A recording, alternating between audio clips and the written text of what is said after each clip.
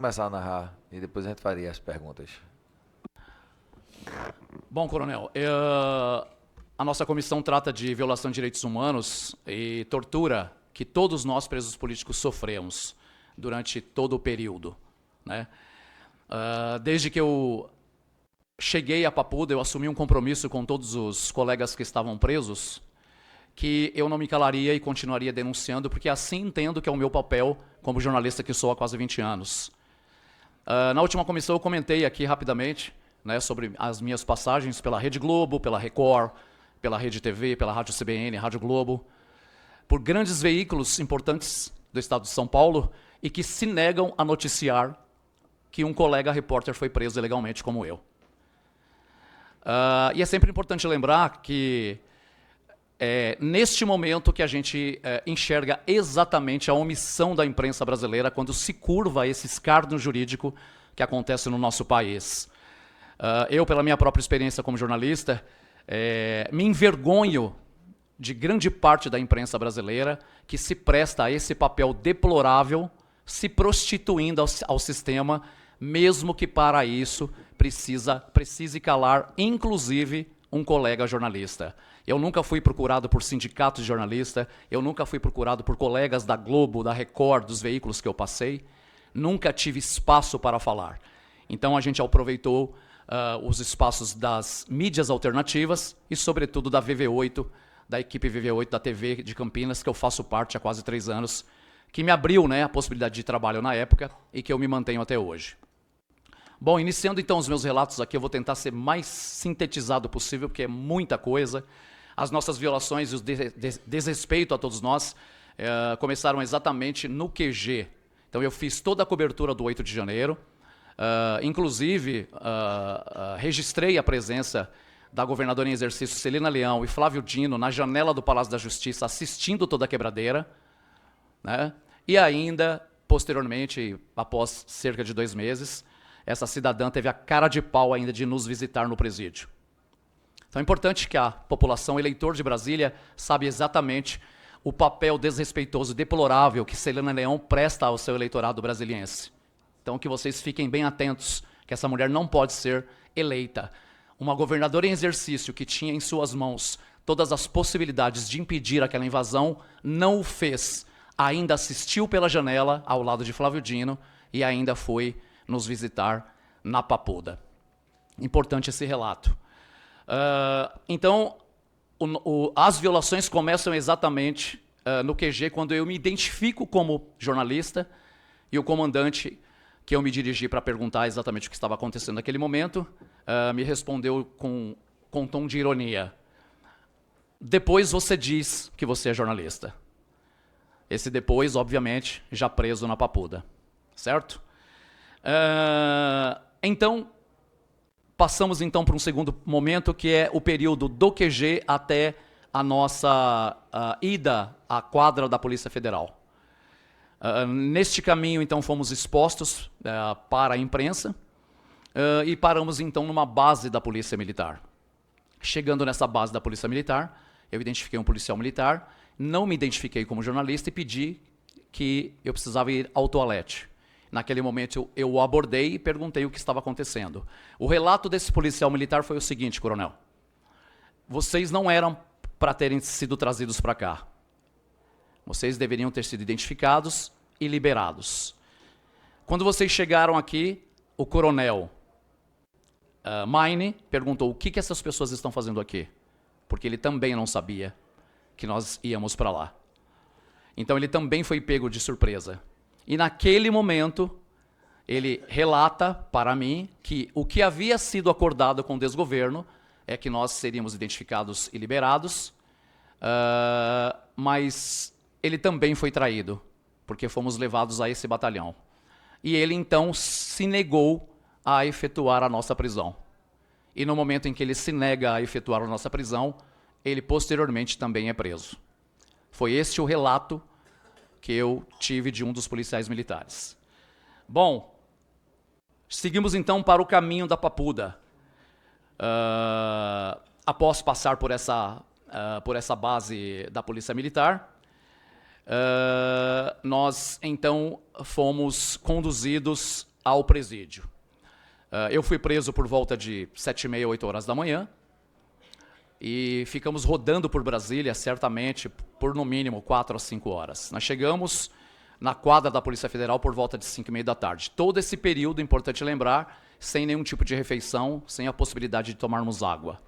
Dentro dos ônibus, e especialmente dentro do ônibus em que eu estava, várias situações de pessoas passando muito mal, inclusive um senhor passou muito mal, ele ficou completamente roxo, sem sinal nenhum de vida, várias pessoas precisando ir ao toalete, e inclusive eu já peço desculpa aqui pelo meu relato, que é muito pesado, mas eu acho muito necessário ser falado, porque é de fato o que aconteceu. Algumas pessoas defecaram e urinaram dentro dos ônibus, porque eles foram impedidos de usar o banheiro. Os motoristas se negavam a abrir os ônibus por determinação dos policiais militares. Eles improvisaram um banheiro com toalhas na escada traseira do ônibus, e algumas mulheres, muito nervosas, passando mal, precisaram fazer as suas necessidades especiais dentro dos ônibus. Sinta, Coronel Meira, a gravidade disso tudo. Se o senhor imagina eu, como jornalista, assistindo uma cena dessa, né? Esse senhor que eu disse que passou mal foi retirado desse ônibus completamente roxo, sem nenhum sinal vital.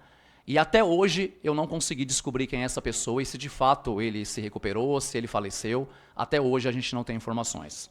Bom, chegamos então à quadra da Polícia Federal, sem nenhum tipo de alimentação. Foram nos dar uma alimentação por volta de 6 horas da tarde, por sinal uma péssima alimentação. E há relatos de colegas que hoje, conversando lá ao longo desses quase 3 anos que nós estamos soltos, que eles têm absoluta certeza que algo foi colocado naquela comida, porque as pessoas estavam com uma sensação de dormência na cabeça, de moleza, de enfraquecimento. Talvez para que não houvesse uma reação. E esse é um relato recorrente, não de apenas um preso. Já me procuraram me relatando isso, que eu também senti essa moleza após ingerir essa refeição que foi oferecida para todos nós. Quando nós chegamos na Polícia Federal, já existia um mini hospital de campanha, como os da Covid. Então, tudo aquilo já havia sido preparado, né? Várias pessoas passando mal. Eu, particularmente, dormi no chão durante 3 dias, em cima de um lençol que me emprestaram.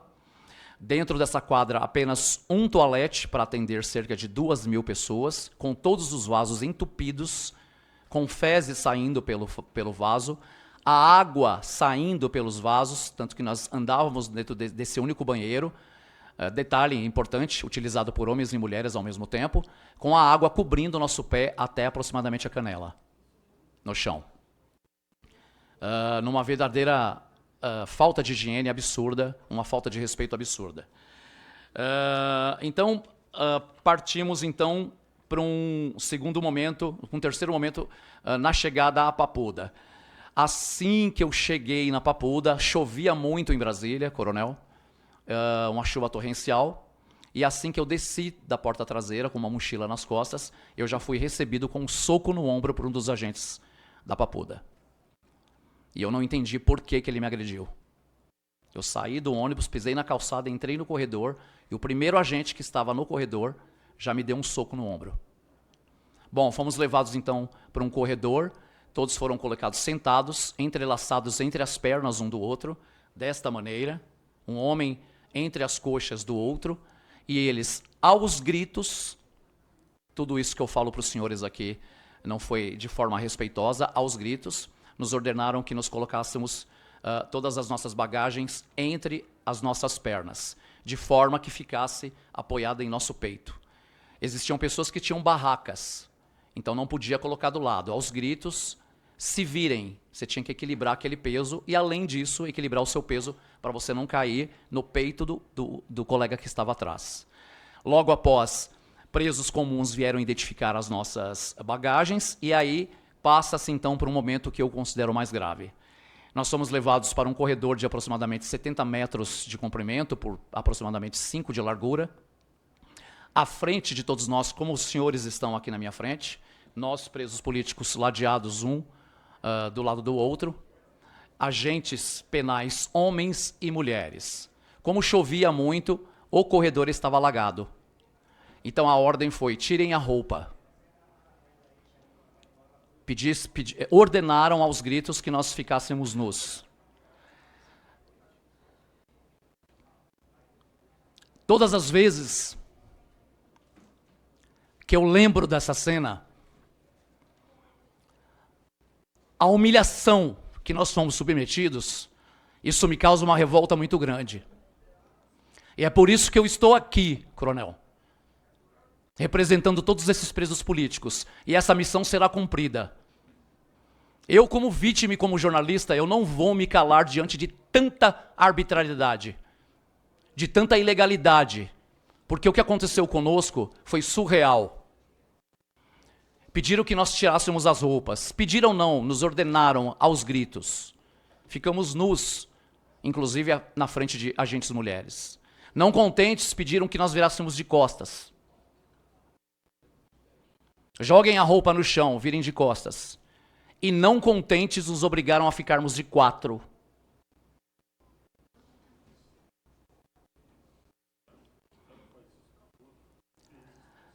Eu nunca, na minha vida, vou esquecer essa cena.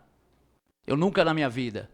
Porque o que eu vi ao lado eram homens, pais de família, como eu, chorando naquela situação deplorável. Outros, porém, eles ordenaram que agachassem. E ainda, me desculpo mais uma vez, coronel, porque eu preciso dizer isso. E ainda nos disseram: tomem cuidado, seus vagabundos, não fiquem excitados, porque tem agente mulher aqui. Como se nós tivéssemos cabeça para ter qualquer tipo de reação nesse sentido. Após isso, então, nos ordenaram pegar nossas roupas encharcadas e fomos então para a cela, de cueca, todos de cueca, andando sobre a água. Quando cheguei na cela, eu fui o último a entrar, ou seja, outros colegas já haviam sido presos antes de mim. A cela com capacidade para 9 presos, nós estávamos em 32 homens que eu nunca vi na minha vida. Chegando na cela, o lugar que me restou, o melhor lugar da cela, ao lado do vaso sanitário. Ali eu passei 70 dias dormindo no chão. Ali eu passei 70 dias com uma única roupa do presídio, que nem eu mais aguentava o meu odor. Ali eu perdi 17 quilos. Ali eu comi com a mão aquela podridão que o Alexandre de Moraes disse que era saudável e que eu o convido a comer e oferecer à mãe dele. Ali nós comemos comida com pedaços de rato, vidro, madeira, cabelo, pedra, tudo o que vocês podiam imaginar. Ao lado do chão onde eu dormi durante 70 dias, uma pia imunda com uma água que era puro ferrugem. E que nós rasgamos um pedaço da nossa toalha para fazermos de filtro na boca da torneira. O banheiro exposto, porque era aberto, com as brisas que os presos chamam, que são os vãos de respiro das celas, e os agentes passavam por ali e viam você tomando banho, fazendo suas necessidades, sem o menor constrangimento. Bom, passo então para uma segunda fase deste mesmo período de Papuda, que nos obrigaram então, depois de, acredito, 15 dias, a tomarmos injeção. Me obrigaram a tomar 2 injeções no braço, alegando que era problema de Covid. Na terceira vez, eu me neguei. E aí um agente, a enfermeira que falava conosco pela brisa, pelo espaço ali da cela, chamou exatamente os agentes, porque tudo o que eles faziam era conosco sob ameaça. Era tudo aos gritos e sob ameaça. E aí o agente Rubão, eu tenho os outros nomes aqui que eu faço questão de citar, irritado porque eu me neguei a tomar a injeção, porque eu disse que eu tinha um irmão que era médico e que ele havia me orientado a não tomar nenhum tipo de injeção. As duas primeiras que eu fui submetido, que eu fui obrigado a tomar praticamente, foi dada dentro de um espaço ao lado do banho de sol, num espaço inóspito, completamente sem higiene, e eu sentado num balde velho de plástico. Por um, possivelmente, auxiliar de enfermagem, que na minha concepção não tinha conhecimento técnico para isso. E aí, então, quando ele tenta me obrigar a tomar a terceira injeção, eu digo que eu não vou tomar. Ele arregala os olhos, então, na brisa, nos espaços da cela, e me diz: com toda a maldade que eu tenho em mim, eu tomo seu sangue no copo. Rubão, eu queria aqui aproveitar, falar aqui, né, deputado, onde está a Secretaria de Administração Penitenciária, que ainda não tomou providência em relação ao comportamento desses cidadãos que são pagos por todos nós. E eu falei para eles que eles seriam denunciados. Além dele, Reis, que passava de manhã e dizia: virem suas caras para dentro, seus arrombados, seus viados, que eu não quero olhar para a cara de vocês. Reis, que um dia determinou que nós saíssemos para o banho de sol, e se eu não me engano, na cela 11 nós tínhamos o Jean, que era um autista e que, portanto, tinha uma resposta cognitiva um pouco mais lenta que a nossa. Um outro colega, então, que estava na cela com ele, chamado Bola de Fogo, disse para ele: calma, senhor, tem um autista aqui. E ele disse, aos gritos: fale para ele sair logo, porque senão eu vou deixar ele mais alto do que ele já é, fazendo uma alusão ao autismo dele. Se aproximou então do Jean, deu um tapa na cara dele, e aí a reação do Bola de Fogo, que era um negro bem alto, pedindo para ele não fazer aquilo, ele então arremessa um molho de chave, com chaves bem grandes inclusive, que você precisa segurar com as duas mãos, na cara do Bola de Fogo. Não contente, pegou esse Bola de Fogo de cueca e o colocou na solitária, impedindo que ele entrasse, que ele participasse do banho de sol. Bom, nos trancaram 15 dias na cela. Colocaram um homem com Covid na minha cela. Ele entrou e disse: eu tenho Covid. Eu comuniquei ao presídio que eu tenho Covid. Nós reclamamos várias vezes. Eu não conhecia e ninguém na cela conhecia o rapaz. Eu sei que ele foi colocado lá como 33ª pessoa, porque eu entrei e eu era o 32º. E naquela noite mesmo, colocaram esse rapaz. Ele chegou e disse que tinha Covid. Nós imediatamente comunicamos os agentes que passavam na cela, mas eles não davam a menor importância, não davam bola para tudo que nós reclamássemos. Bom, esse rapaz ficou conosco durante 2 dias. Depois, no 3º dia, eles exigiram que nós fizéssemos o teste de Covid e apenas o Maurício deu positivo. O restante, não. E pasmem, coronel, nós temos 33 homens numa cela. O senhor identifica um positivado. O senhor não é médico, eu também não sou médico. O que o senhor faria? Isolaria ele, certo? Não. Eles tiraram o Maurício da cela, continuaram com todos nós trancados durante 15 dias, portanto nós não vimos a luz do sol durante 15 dias, e o Maurício circulando do lado de fora do presídio, como se nada houvesse acontecido. Como se nada havia acontecido. Uma completa inversão de valores. Estou terminando. Eu queria também ainda ressaltar, antes que eu esqueça, o nome de outros agentes penais. Eu falei de Rubão e falei de Reis. Temos também o Júnior do GEAD, que é o departamento médico. Um colega de cela foi, enfim, atendido. Nós quase não recebemos atendimento médico, e nós tínhamos uma médica lá, e ela declarava que era petista. Então nós preenchíamos um documento chamado catatal para fazer a solicitação de atendimento médico, mas nunca éramos chamados. Em determinada situação, momento, um deles conseguiu ser atendido, que era um colega que estava com o diabetes dele muito alto, e eu preferi dar o meu lugar para que ele fosse atendido. Ao voltar para a cela, ele me narra que quando ele chegou para o atendimento médico, a médica informou que ele tinha um rompimento da hemorroida, talvez por não estar tomando a insulina. Ele então, portanto, foi manipulado e ao voltar para a recepção ele não conseguia sentar, Darcio.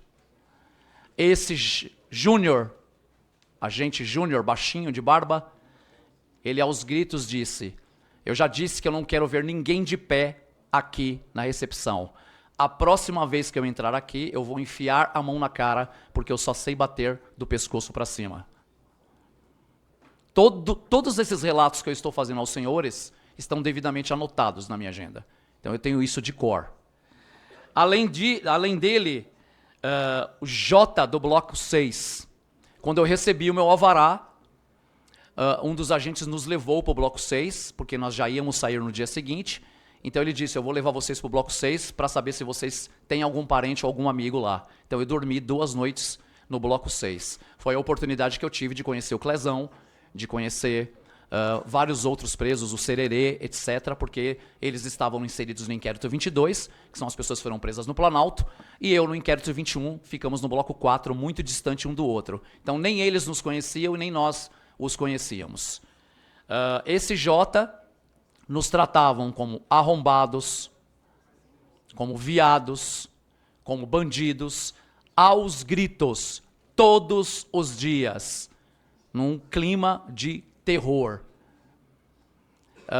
Batia, eu não sei se era o cacetete que ele usava, mas tinha muito som de ferro batendo em ferro. Então ele batia os ferros nas grades, parecia um presídio numa rebelião, um verdadeiro terrorismo para botar medo em todo mundo. Além disso, tem o Samuel, chefe do bloco 4, que quando eu saí, ele disse: eu vou abrir a sala para que vocês peguem as suas bolsas, e quem abrir a bolsa, eu vou enfiar a mão na cara. Então era dessa maneira que todos nós éramos tratados diariamente.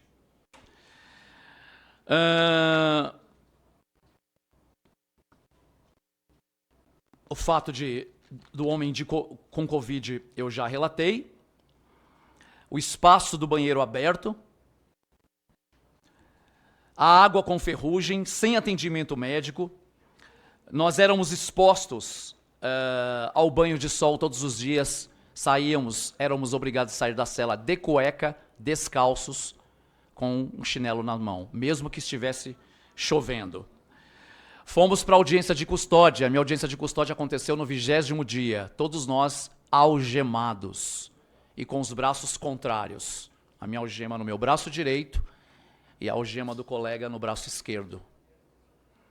Algumas situações eu presenciei os próprios agentes policiais, inclusive mulheres, chorando. E diziam pra gente: a gente sabe exatamente o que está acontecendo com vocês.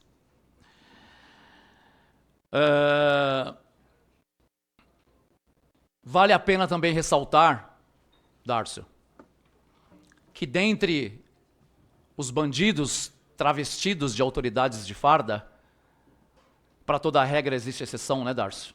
Existia um agente lá que sempre nos tratou muito bem. E que nós o tratamos como anjo. Porque, infelizmente, na atual situação do país, nós não podemos dizer que ele trabalha corretamente. Então, para não expô-lo, eu vou chamá-lo de anjo. E ele sabe que eu estou me referindo a ele. Sempre nos tratou com muita educação, então vale a pena essa ressalva ao trabalho excelente feito pelo anjo. Cumpriu outra obrigação como agente penal, mas sempre nos tratou com muito respeito.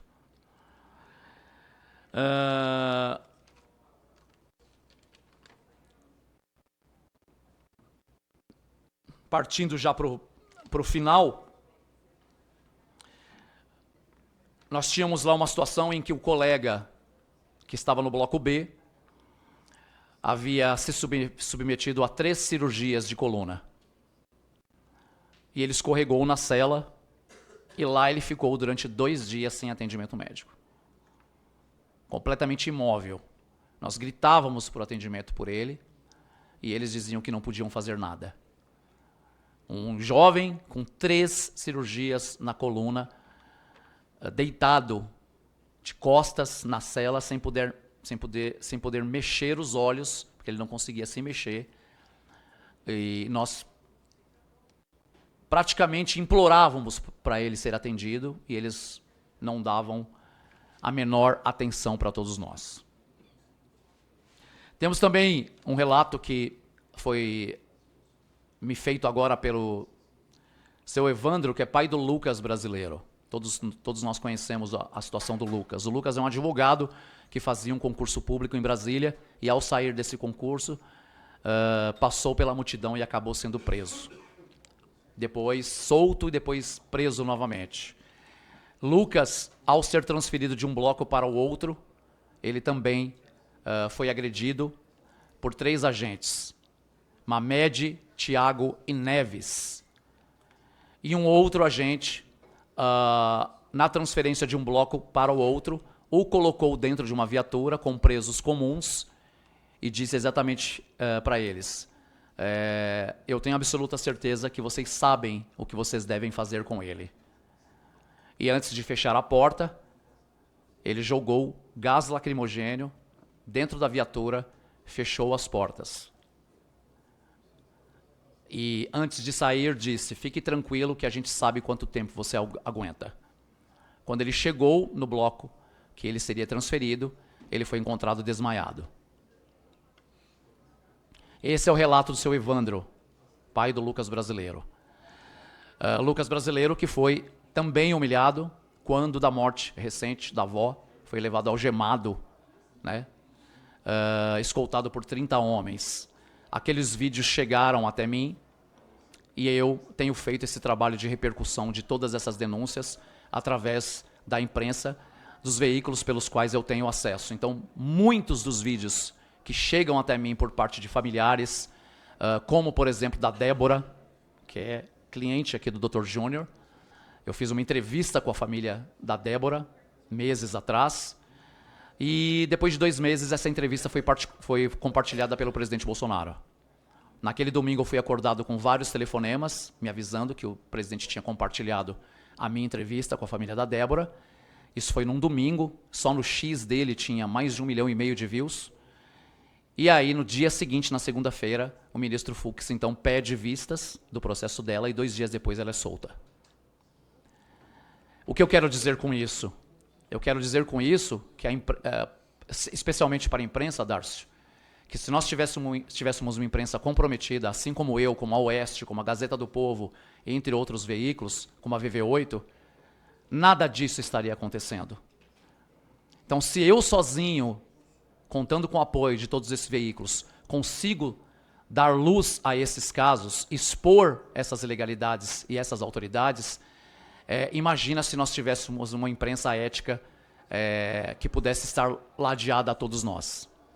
Mas ainda assim, não podemos esmorecer, não podemos fecharmos os olhos a tudo isso. Para finalizar, Darcio, e aí eu fico à disposição para qualquer pergunta, caso vocês tenham algum interesse, eu costumo dizer que todos nós, presos políticos, sem exceção, tenho contato com todos. Tenho contato com todos os exilados da Argentina, falo com todos os advogados, respiro 8 de janeiro 24 horas por dia. E hoje me considero uma das principais testemunhas por estar lá como jornalista e ter visto exatamente toda a farsa que foi o 8 de janeiro. Todos nós tivemos prejuízos imensuráveis. E eu tive um dos prejuízos mais penosos da minha vida, com a minha prisão. E que em todos os lugares que eu vou, o Padre Kelman é testemunha disso, porque eu estou sempre com ele, muitas vezes com ele e com outros colegas em São Paulo. Todas as vezes que eu relato isso, inclusive numa conversa com o João Zambelli no último domingo, Darcio, eu entrevistava e perguntei como é que estava a mãe dele, e ele, com lágrimas nos olhos, disse: a gente está lutando pela minha mãe. Naquele momento eu falei: eu sei exatamente o que você está sentindo. Então, após 70 dias de prisão, depois que eu acabei então recebendo o meu alvará, eu chego em São Paulo e pergunto dos meus pais.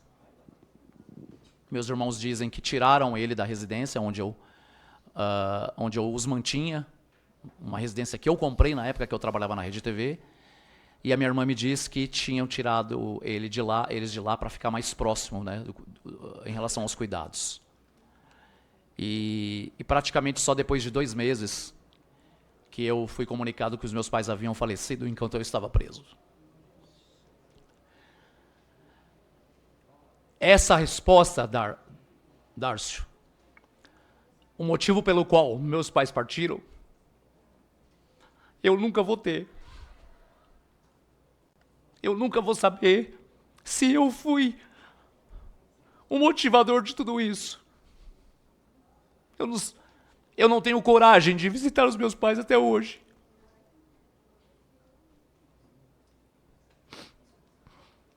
E é uma resposta que acaba com a minha cabeça, com a minha mente.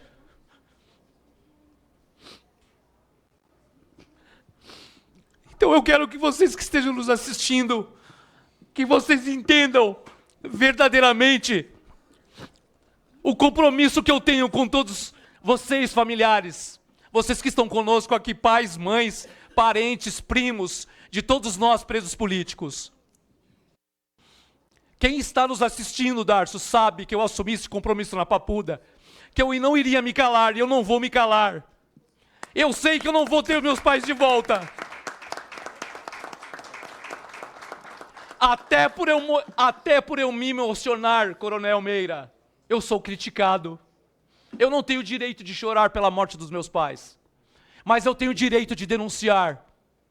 Eu tenho o compromisso de continuar denunciando, porque eu sei exatamente a dor de todas essas pessoas que estão presas no Brasil, como a Débora, como o Lucas, brasileiro aqui em Brasília, como todos os exilados. Eu sinto a mesma dor de todas essas pessoas.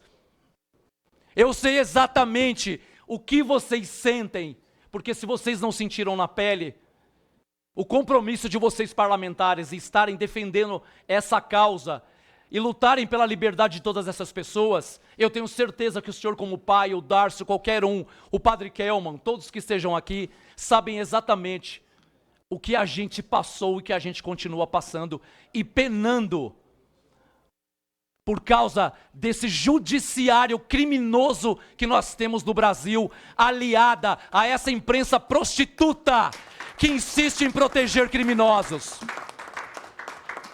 Para finalizar, coronel, eu quero deixar um recado a essa imprensa. Vocês serão as próximas vítimas, assim como eu fui.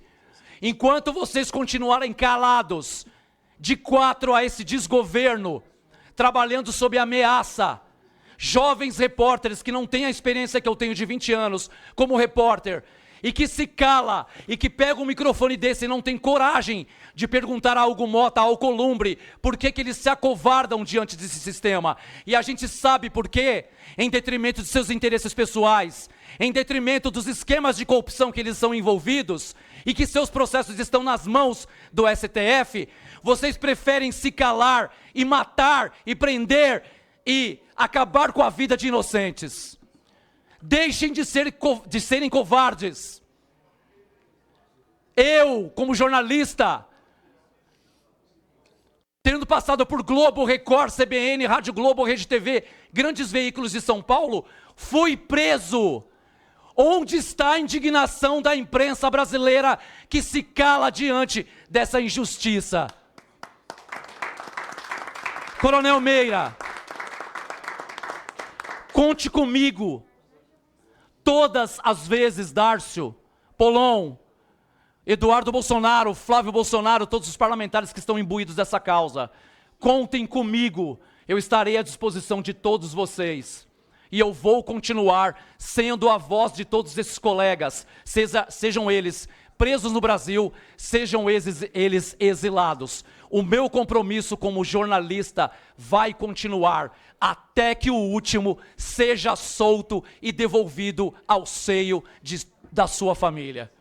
Muito obrigado, coronel, muito obrigado à comissão. Marco Vanucci, dando sequência ao trabalho, eu vou só encaminhar o resumo, Coronel Meira e Marcos Polon. Marcos Polon, que estava chegando do plenário. O Vanucci registrou, Polon, que assim como os judeus foram carregados em vagões de animais,